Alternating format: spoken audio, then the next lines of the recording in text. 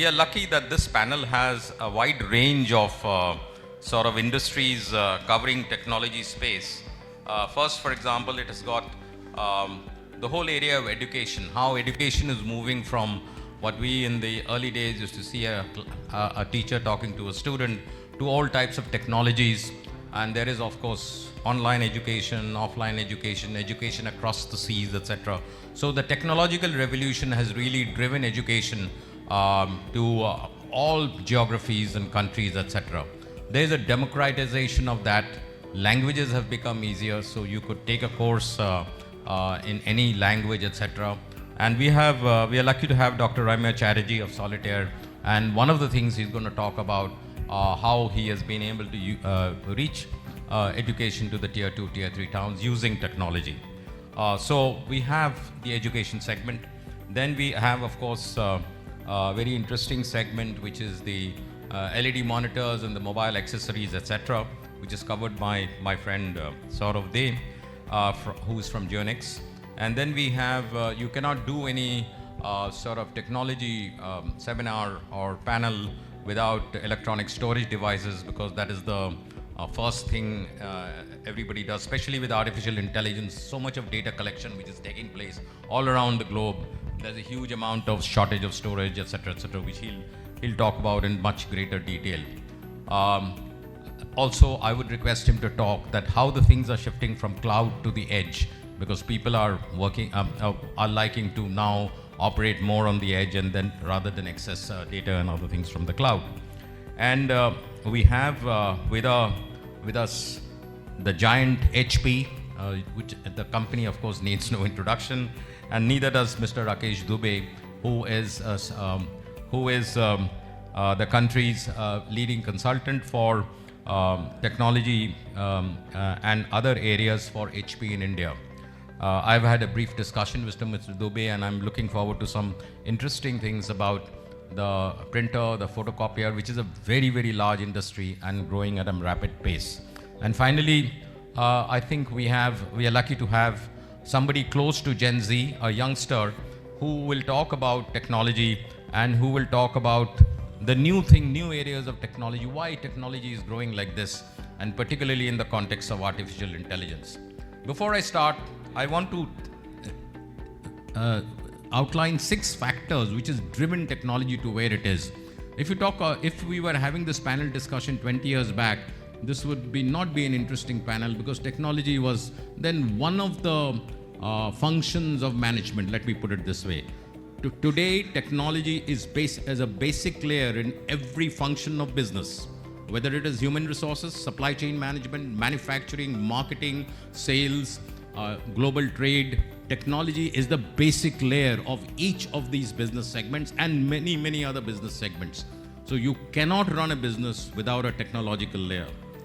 The second point is why technology has assumed such a huge, gigantic space in our mind is the innovative nature of technology. Technology by itself is innovating, and the technology can never be static. What was working 1 week back may not work today. That is the pace of innovation. One of the third reason is technology's planning. The scientists and engineers who plan technology, they are always doing the forward planning, which means, say, a youngster like Gaurav, he will think what will happen 5 years from now, 10 years from now, 15 years from now, and that how he can fast pace it and bring it to today. And fourth is technology earlier was a domain kept for some engineers and scientists in one corner in this thing. Today it is for everybody, particularly the younger generation. That is the fourth. And we in India have a younger generation population, as you all know. And the fifth one is that because of the open source architecture of technology, that anybody can do the technology. It's not a secret that you have to do it in a particular lab, in an educational institution, etc., etc. And finally, the large startup system all over the world, including India, which is tech-driven worldwide. And these are the 6 factors which has driven technology right to where it is. Now with that, I would start, in fact, with Dr. Ramya Chatterjee.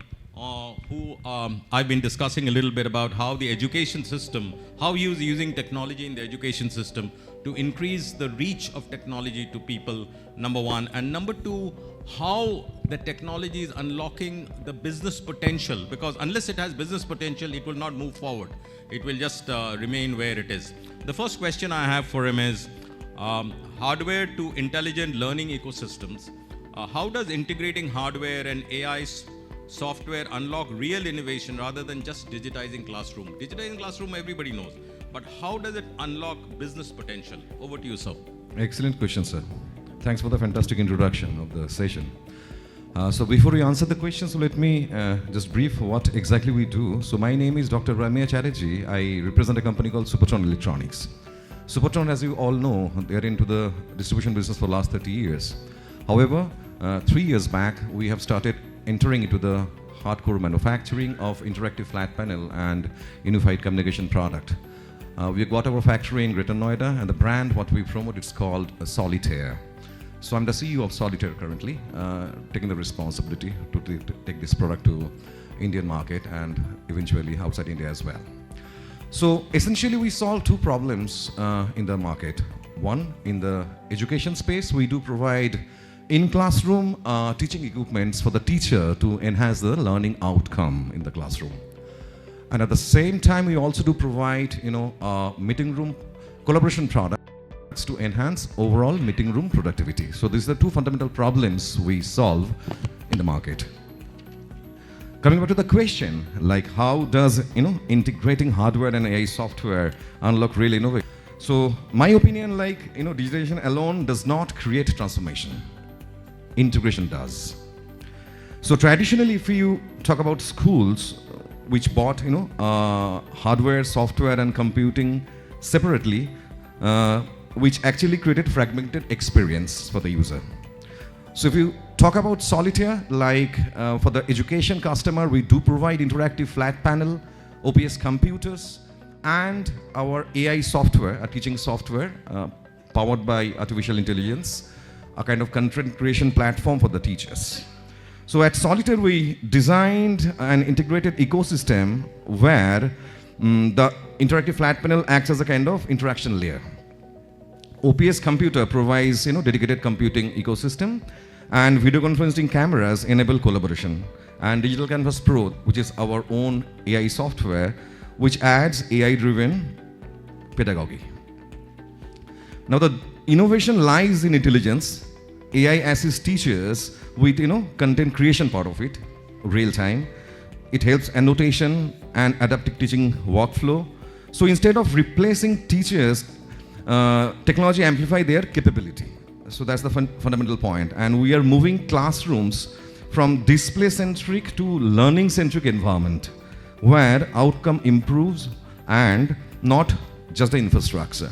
So that is my feedback, sir.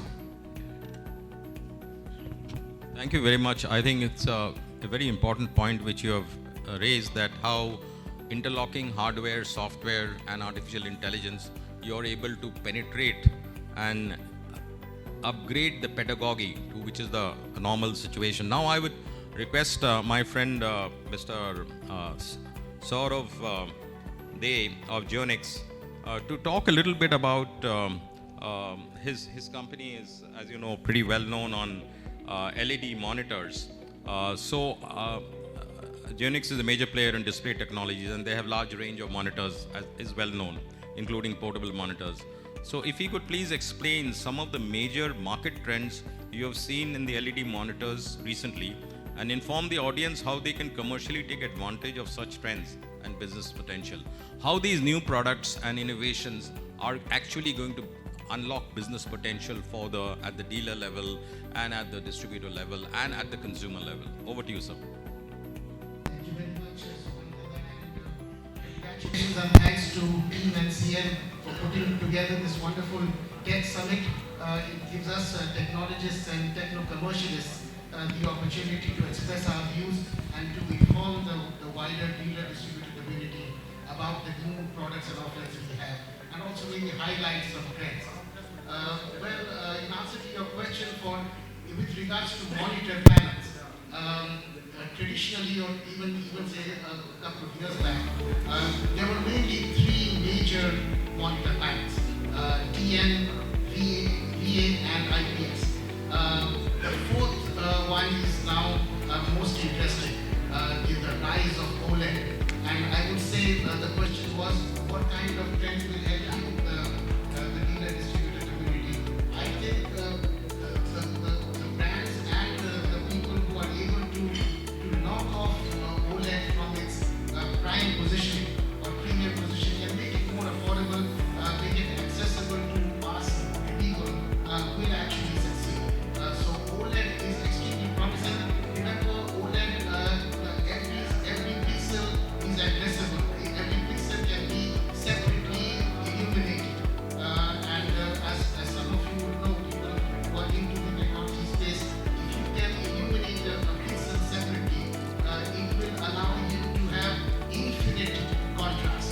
The contrast will be you have the deepest blacks and the whitest whites.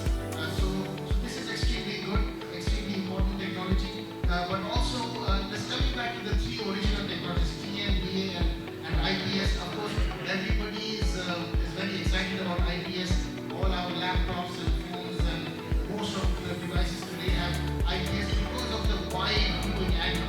It's 178 degrees viewing angle. But don't forget, TN is the oldest technology, but TN should not be phased out. My message to those who deal with different panel types or different monitors, those who are reselling monitors, try to understand the benefit of each monitor. There is no right answer. Don't assume that IPS is the best. TN, although it's old, remember it has poor color accuracy, but it has the very best refresh rate. And this is a bit of an oxymoron. People don't realize, but it has the best refresh rate. So TN still is relevant. Don't phase it out. VA, when it comes to VA, curved monitors are almost always VA. And people like curved monitors because it gives you an immersive kind of a feeling. And last, I'd like to give you a little bit of insight when it comes to portable monitors. The single biggest trend I have seen in the last 1 year is the rise of portable monitors. People want multiple screens now. And of course, you have not only the second screen but also the third screen. And people have different apps on all three screens. So it's really good, it's very easy, it's extremely thin. You said it's a paperweight, most of them are 600 grams, extremely thin. And usually if you're not in the portable monitor space yet, this is the time you should really enter. Thank you. Thank you very much, Saurav, for explaining this complex technology in just a few minutes and telling the advantages of TN versus IPC and VA and the phenomenal rise of portable monitors. Without monitors, monitors is the fundamental device for getting into the whole world. The window is through the IT nowadays, I'd now like to request my friend Mr. Rajesh Khurana, who's the country head of Bevin. As you know, without electronic storage, nothing really works in the world of IT. And one of the things which we have been now hearing about a lot last couple of months or maybe 1 year plus is a thing called artificial intelligence. And people really wonder why suddenly this thing has come up. And for those who are technology buffs will know that artificial intelligence, the father of artificial intelligence was a guy called Alan Turing. He was 21 years old, and in 1944 he walked into Bletchley Park. Even today, a lot of artificial intelligence seminars are named Bletchley Park. Bletchley Park is a place in England where they do it's a government sort of setup where they do a lot of secret missions and all that, and they were trying to break the Enigma code, which was the Germans were using to transfer secret messages by which they could do a very accurate bombing of all the Allies' ships and all that. And here in this 21-year-old guy in 1944, he walks into Bletchley Park, and he's the guy who takes, obviously you can search about the Enigma code, it'll take you years. but you have to do it in a couple of weeks because you're losing manpower, you're losing assets, you're losing the war. And so he, in a couple of weeks, he sets up what is called the Turing machine, named after him, what we today know as the computer. And he sets up a machine which creates partly the artificial intelligence, because using the human intelligence, he says how to increase the speed of the permutations and combinations to look at for breaking the Enigma code. Exercise which would have taken years, within weeks he breaks the Enigma code, and the rest is history, and the Allies win the war, etc. So that was 1943, the 21-year-old Alan Turing, he starts what is the artificial intelligence, and people had completely forgotten about it. And of course then the computer and etc., and then a lot of data started getting generated, till in 1956 some interest rose on what is this artificial intelligence, and on recent times, the last couple of months, in fact just 2-3 years, suddenly everybody's talking about artificial intelligence. This is nothing new, it is an old one. Now we have got a huge amount of data sets, and as I explained in my opening note, because there is a large number of startups and because there is a large open system where everybody is participating in creating data, structured data, unstructured data, solving data, using data, and hence the artificial intelligence machine. And nothing would have impacted the storage devices more than artificial intelligence. So here is where I would request my expert, Mr. Rajesh Khanna, to talk a little bit about it. Thank you. Thanks. You just rightly mentioned that artificial intelligence possibly is a new name given to the old technology which already exists. The only difference in the last few years is that the realization that the hardware has made this technology possible, to the fact that last week a huge successful thing happened in New Delhi. The entire world gathered for AI summit just a week back. Now the journey is fabulous, but all this is possible because the new technology in the hardware sector has enabled those. What is this AI? AI is algorithms running very fast. Algorithms are what? There are firmware, there are software which are basically ones and zeros. If you look at the binary system, it actually boils down to how fast ones and zeros can run and can be interpreted and then can be used to give some reasonable decisions. This was not possible earlier. Technology already existed, but hardware was not there. So now what we see is the flash-based hardware, which is basically the SSDs we talk about, the DRAMs we talk about, which I also represent a company by over there. What we are seeing is the SSDs, if you look at it, Gen 5 SSDs are now available in the market, which is 14,500 megabytes per second speeds. Conventional SSDs, even hardest were like 500. So it's just like how many times faster. And Gen 6 is coming. I can tell you will be somewhere around 28,000 megabytes. So this kind of thing is enabling the ecosystem which was not possible earlier. The DRAMs, we used to talk about 2,000, 2,666, 3,200, but we are selling right now DRAMs with speeds of 8,400 mega transactions per second. As I speak, these things are moving. We talked about 32 GB, 16 GB, 8 GB. We are selling 192 GB DRAMs right now as we speak. Where does it go? It mostly is going to AI infrastructure. Now, when I talk about AI infrastructure, it can be divided into two portions. One is data center based, other is edge based. The data center and edge based infrastructure in AI is driving a humongous demand for whether it is hard drives, whether it is flash drives, whether it is what you call SSDs or DRAMs as we speak. Now, to the extent that the supply is not available. So what this means is, possibly if this trend goes on like it is going on right now, prices is a separate thing which definitely are rising and will rise, but possibly there is a chance that the growth may slow down, because if people will not, if organizations cannot provide the hardware which is required as per the pace of AI recovery, this will have some counter effect on the growth. But at the same time, how do we monetize this situation? At least for the channel partners.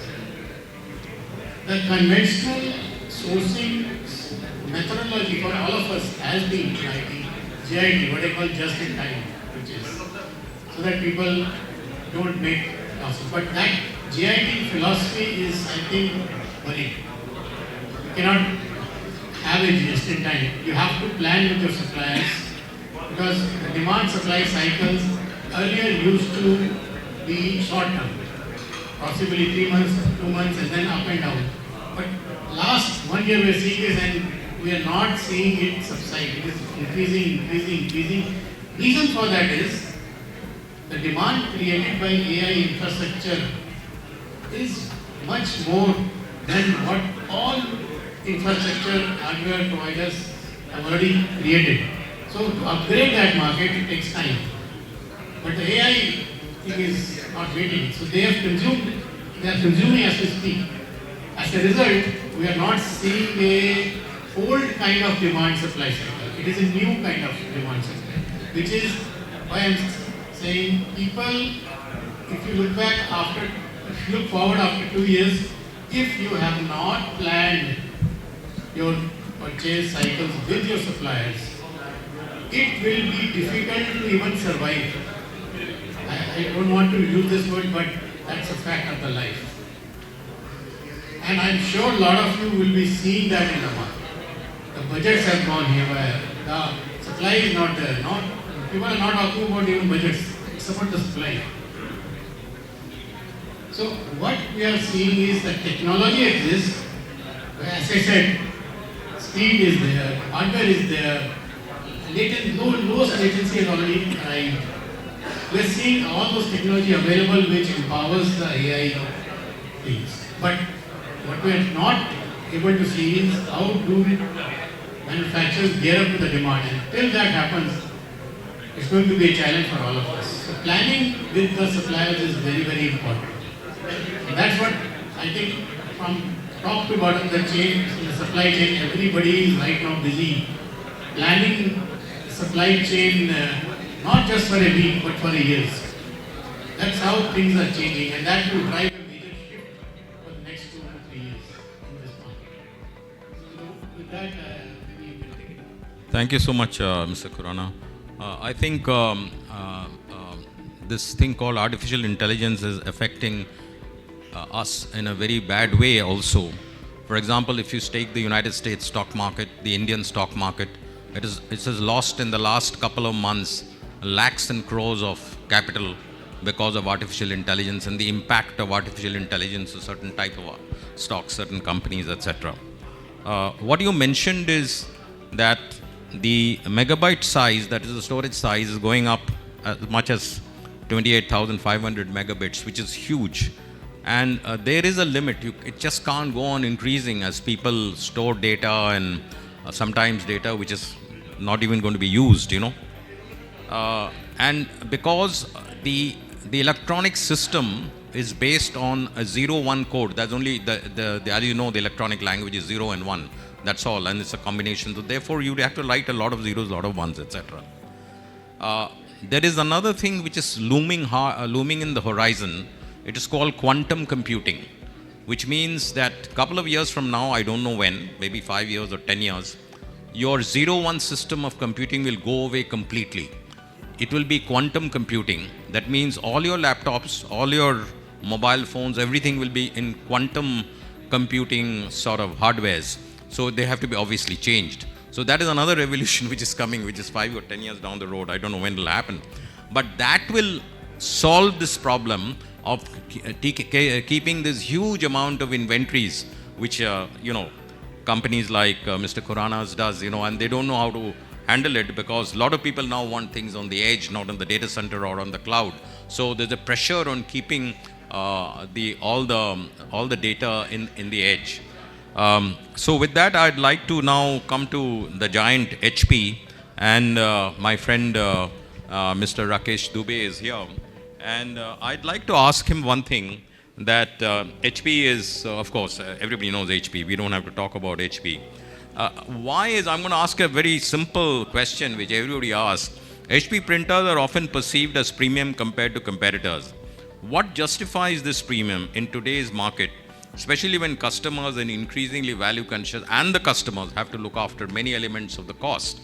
How does he is the expert in explaining it. How does this printer give maybe more prints per ink consumables, or more the speed is such that we save overall costs, etc.? Over to you, Mr. Dubey. So thank you, Mr. Sukanta and fellow panelists.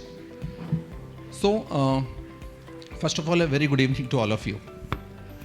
When we talk about HP, so the HP is HP because of you guys, that is a trust which you have built. And I'm overhearing over here and multiple times in terms of the AI, or in terms of a PC, or in terms of in terms of the education, the first devices when you're able to touch with the HP devices itself, and because that is a trust and the technology as you talk about. So one of the important element I just want to let you know is HP is not a hardware company, it's a technology company. So one of the options when we talk about, it makes your workflow very small. The second thing is that the peace of mind, whenever you want to go for a technology, the peace of mind and the positive outcome. I'm just overhearing that the RAM cost has increased or something. Yeah, it's okay. But how do you able to make it more productive? So I can give an example of your workstation, or you can talk about the printers. So as Mr. Sukanto has talked about in terms of the print, so I can talk very well on this. So whenever you want to buy a printer, the first thing is that the clean output. That's the first part. Second, as you talk about the internet or a technology at the edge, so that has a port. So as the PC, or you can say mobile, is vulnerable, so the vulnerability when you talk about that is on the edge. So the ports can be get hacked. Okay, so this is the security, that is a peace of mind we talk about.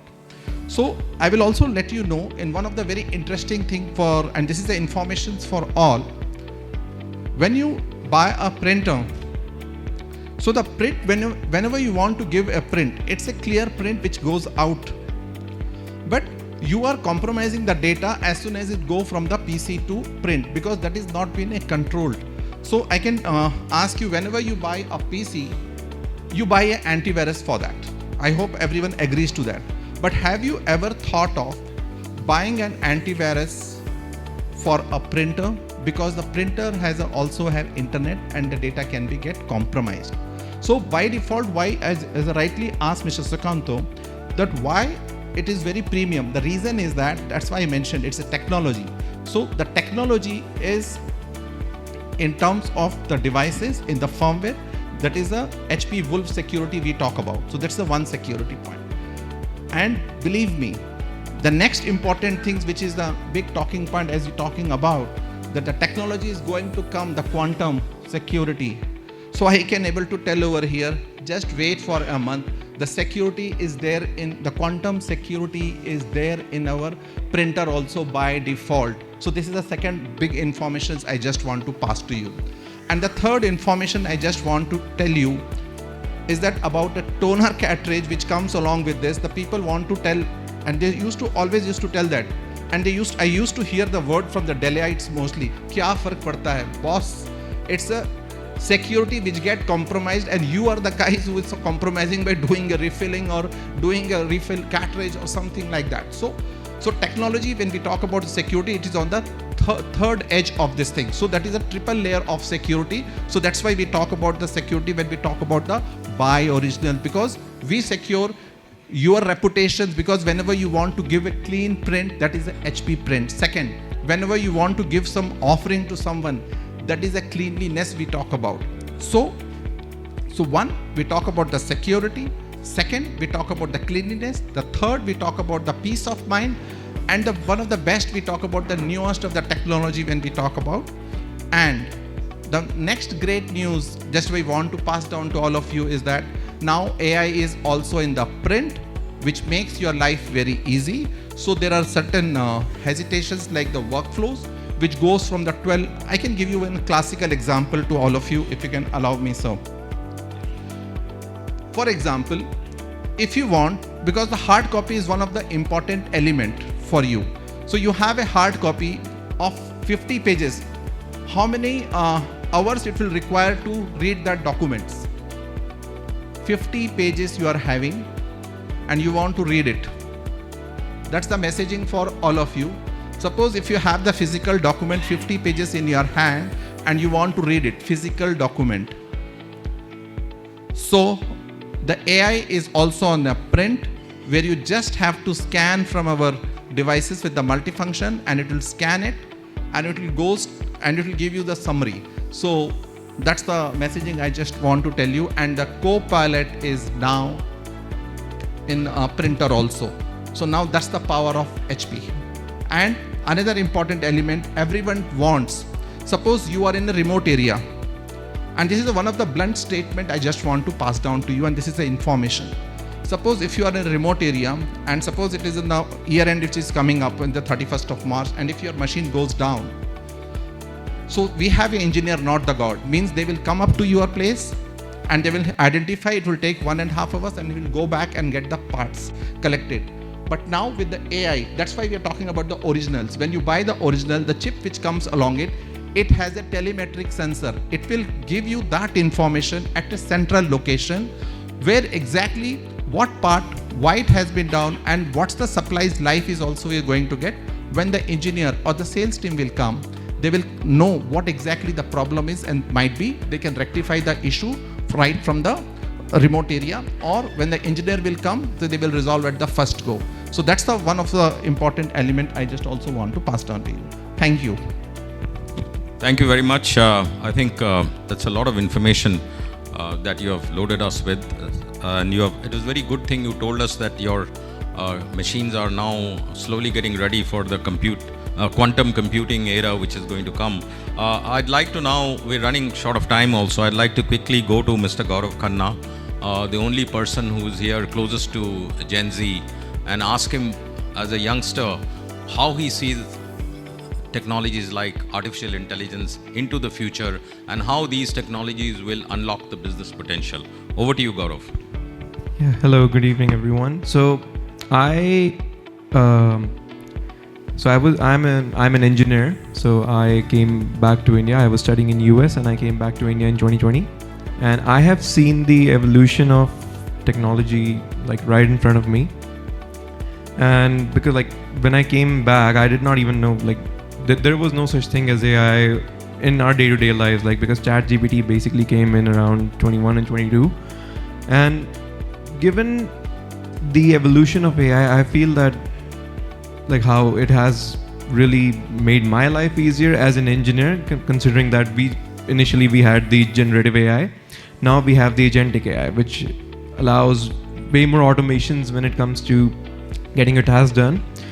As compared to as in contrast to my own business, we manufacture computer accessories. AI has helped in the pipelining of processes and automation when it comes to the factory tasks and all.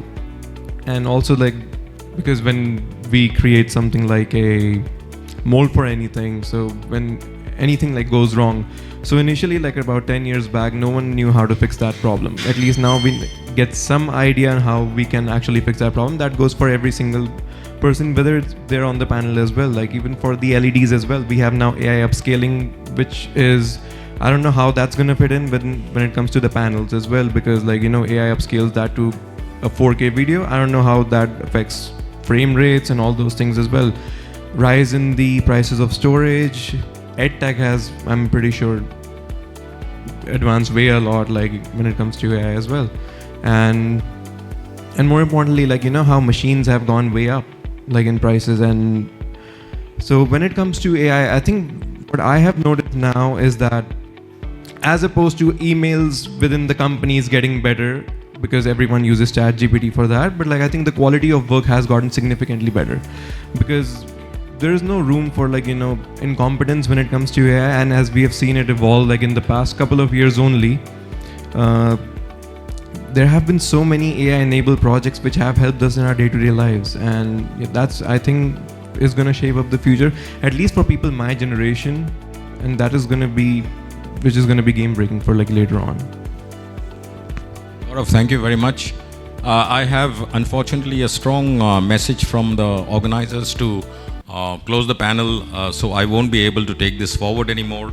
But before I close, I want to say something which happened today at 3 p.m. And this is the effect of technology overall, not only artificial intelligence. What happened on February 27th, which is today? At 3 p.m., the Indian stock markets look stable. At 3:29 p.m., that is, they close at 3:30. In half an hour, nearly 3 lakh crores in wealth was wiped out. Why? It's technology. Let me explain to you. Not due to news, not earnings, no bad news, but because of MSCI index rebalancing. There is an index which is a thing. And global indices change weights, passive funds and ETFs must automatically buy and sell mostly in the closing auction. No human being is doing anything. Please understand this. It's automatically happening. So the algorithms get triggered, the selling gets accelerated, and the Sensex, Bombay Sensex, lost 961 points in just 25 minutes. And the Nifty lost 317 points in, again, the same time, about half an hour. Today, 27th February. That is the impact of technology. And with that thought, I'd like to close this session and thank you everybody for this lovely session.